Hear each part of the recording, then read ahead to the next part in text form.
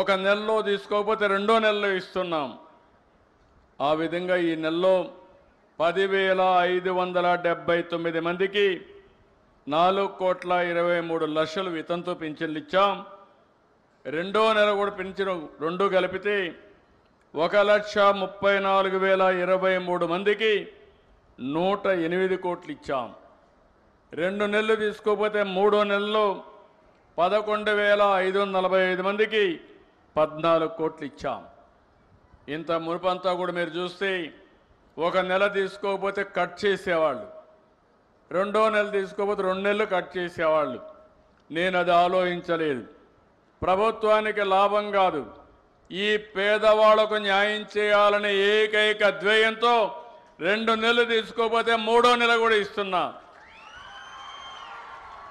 మీరు ఇంటి దగ్గరే ఉంటే కాదు, మీరు ఎక్కడుంటే అక్కడికి ఎత్తుక్కుంటా మా వాళ్ళు వస్తున్నారు. నరేగా పనులు చేస్తే పని దగ్గరికి వస్తున్నారు. హాస్పిటల్లో ఉంటే హాస్పిటల్కి వచ్చి ఇస్తున్నారు. బంధువుల ఇంట్లో ఉంటే బంధువుల ఇంట్లో ఇస్తున్నారు. ఇంతవరకు ఎప్పుడూ జరగలేదు. ఎవరైనా సరే వృద్ధాప్య హాస్టల్లో ఉంటే అక్కడ కూడా ఈ పింఛన్లు ఇస్తున్నామని చెప్పి నేను మీకు తెలియజేస్తున్నా.